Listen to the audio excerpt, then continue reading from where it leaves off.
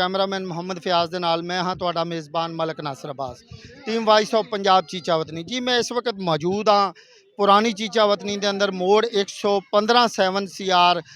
रावी पुल के बिल्कुल करीब और इत्थे टोटल पंप ते इस टाइम मैं मौजूद हाँ। मार कासिम साहब का यह पंप है जिहड़ा कि अज मैं तुहानूं एक ऐसी खबर दे रहा कि मैं बहुत ही एक्साइटेड हाँ कि जिहड़े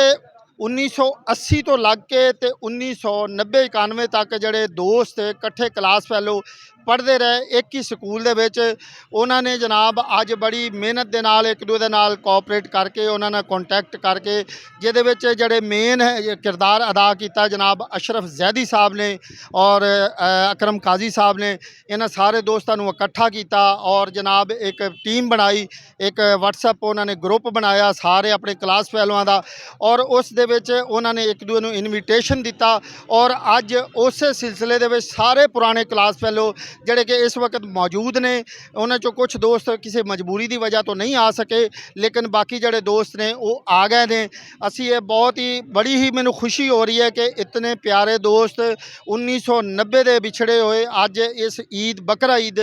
ईद उल अज़हा के मौके पर सारे इकट्ठे हुए ने और जनाब आपस च बड़ा प्यार मुहब्बत दिखा रहे हैं। असी तुहानूं मजीद उन्होंने दिखाने कि वो आपस किस तरह ईद मिलन करते हैं उन्हों का किस तरह बैठ के और पुरानियां यादां किस तरह शेयर करते हैं जी।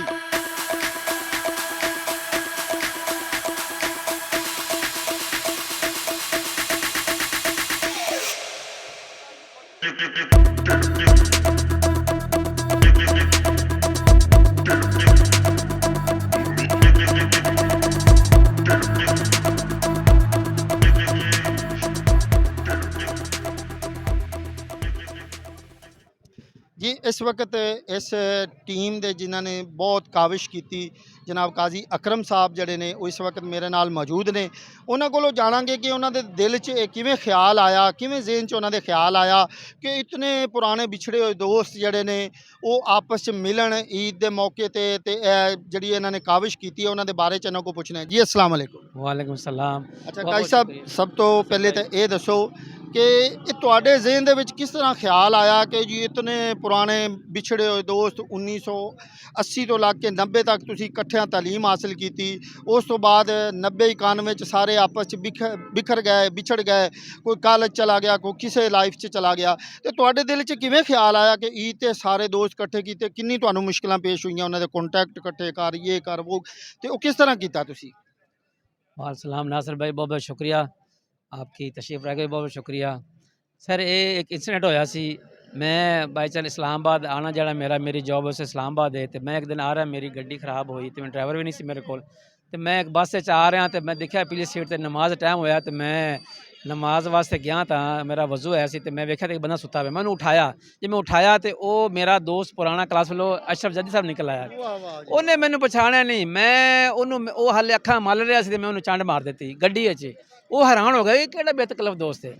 उठ के उन्होंने थोड़ा अख खोल के वेखी कहते ओ काजी साहब तुम बस उतों असीं मिले हाँ फिर बड़े अरसे विछड़े सा सलाम दुहाई गपशप लाई उतों ही दिल अस पैदा रस्ते असी यही दिल खाया मेरा ख्याल पता यार एक ग्रुप बनाइए जिसे असी सारे दोस्त आपस में कंटैक्ट करिए एक दूसरे मिलीए गिलीए उदों ही दोस्तों की मुहब्बत की कमी का एहसास है मैनू उस दिन अस दोनों रस्ते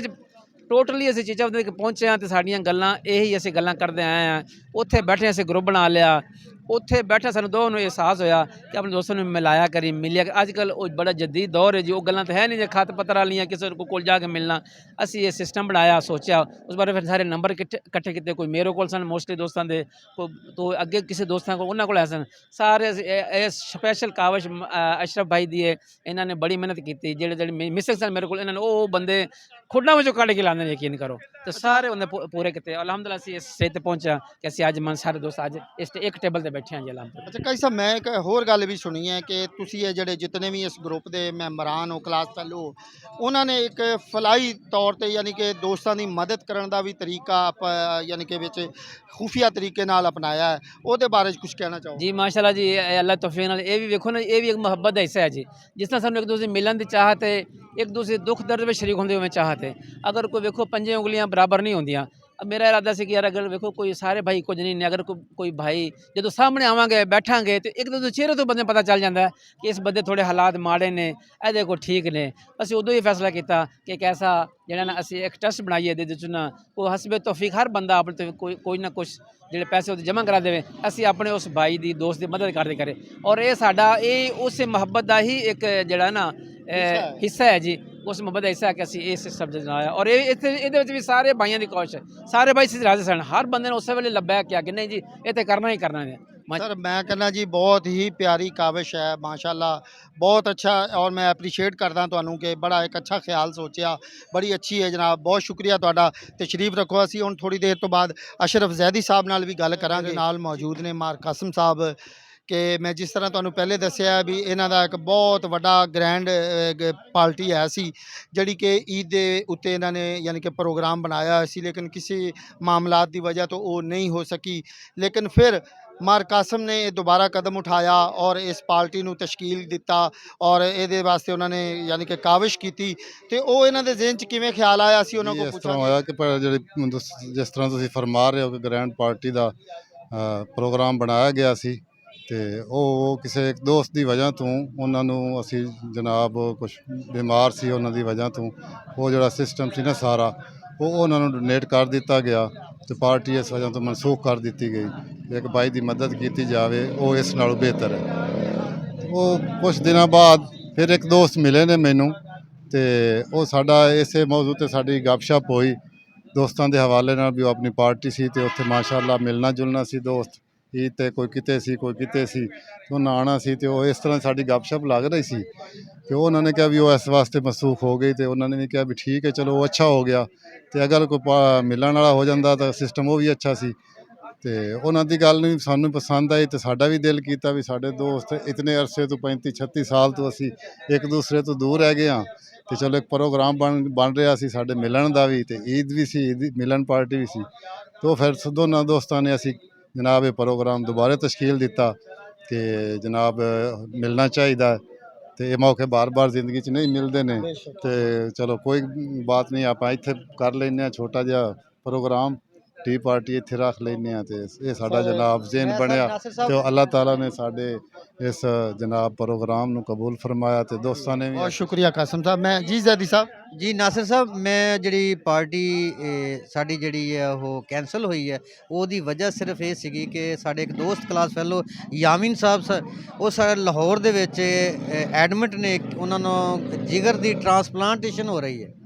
ਜਿਹਦੀ ਵਜ੍ਹਾ ਨਾਲ ਉਹ ਸਾਡੀ ਪਾਰਟੀ ਸ਼ਿਰਕਤ ਨਹੀਂ ਸੀ ਕਰ ਸਕੇ। ਅਸੀਂ ਫਿਰ ਉਹ ਪਾਰਟੀ ਦੀ ਜਿਤਨਾ ਚੰਦਾ ਇਕੱਠਾ ਹੋਇਆ ਸੀਗਾ ਕਿ ਅਸੀਂ ਇੱਕ ਅਮਰੀਕਨ ਸਟੈਂਡਰਡ ਰੱਖਿਆ ਹੋਇਆ ਸੀਗਾ ਕਿ ਵੀ ਅਮਰੀਕਨ ਸਿਸਟਮ ਦੇ ਨਾਲ ਇੱਕ ਪਾਰਟੀ ਬਹੁਤ ਬੜੀ ਪਾਰਟੀ ਅਰੇਂਜ ਕਰਾਂਗੇ ਜਿਹਦੇ ਵਿੱਚ ਸਾਰੇ ਟੀਚਰ ਵੀ ਆਣਗੇ ਔਰ ਸਾਰੇ ਦੋਸਤ ਵੀ ਆਣਗੇ। ਤੇ ਅਸੀਂ ਉਹ ਪਾਰਟੀ ਦਾ ਜਿਤਨਾ ਫੰਡ ਸੀਗਾ ਅਸੀਂ ਉਹਨਾਂ ਦੀ ਤੀਮਾਰਦਾਰੀ ਵਾਸਤੇ ਉਹਨਾਂ ਦੀ ਮੈਡੀਕਲ ਟ੍ਰੀਟਮੈਂਟ ਵਾਸਤੇ ਅਸੀਂ ਮੁਖਤਸ ਕਰ ਦਿੱਤਾ ਤਾਂ ਕਿ ਅਸੀਂ ਇਹ ਪਾਰਟੀ ਫਿਰ ਹੁੰਦੀ ਰਹੇਗੀ, ਇਹ ਪਾਰਟੀਆਂ ਸਾਡੀਆਂ ਫਿਰ ਚੱਲਦੀਆਂ ਰਹਿਣਗੀਆਂ ਕਿਉਂਕਿ ਅਸੀਂ ਇਹ ਦੋਸਤ ਸਾਰੇ ਬਿਲਕੁਲ ਇਹ WhatsApp ਗਰੁੱਪ ਦੇ ਵਿੱਚ ਸਾਰੇ ਇਕੱਠੇ ਹੈਗੇ ਆ ਤੇ ਅਸੀਂ ਫਿਰ ਅੱਗੇ ਨੈਕਸਟ ਜਿਹੜਾ ਹੈਗਾ ਮੰਥ ਵੀ ਅਸੀਂ ਕੋਸ਼ਿਸ਼ ਕਰ ਰਹੇ ਹਾਂ ਕਿ ਅਸੀਂ ਦੂਰ ਦੂਰ ਚਲਾ ਜਾਣਾ ਨੌਕਰੀਆਂ ਦੇ ਉੱਤੇ ਵੀ ਡਿਊਟੀਆਂ ਦੇ ਉੱਤੇ ਵੀ, ਲੇਕਿਨ ਅਸੀਂ ਯਾਮਿਨ ਭਾਈ ਲਈ ਜ਼ਰੂਰ ਅਸੀਂ ਕਾਵਿਸ਼ ਕਰਦੇ ਰਹਾਂਗੇ ਕਿ ਉਹ ਜਦ ਤੱਕ ਤੰਦਰੁਸਤ ਨਹੀਂ ਹੋ ਜਾਂਦੇ ਸਿਹਤਮੰਦ ਨਹੀਂ ਹੋ ਜਾਂਦੇ ਅਸੀਂ ਉਹਨਾਂ ਦੀ ਹੈਲਪ ਜਾਰੀ ਰੱਖਾਂਗੇ। जी बहुत खुशी हुई मैनू इस चीज़ की कि तुसी बहुत अच्छा कदम चुकिया और दुआ है कि अल्लाह पाक उस भाई नू भी तंदुरुस्ती अता फरमावे। अल्लाह पाक ये नाल ही अपने मेज़बान मलक नासिर अब्बास नू इजाज़त दिओ। बहुत शुक्रिया। अल्लाह। Voice of Punjab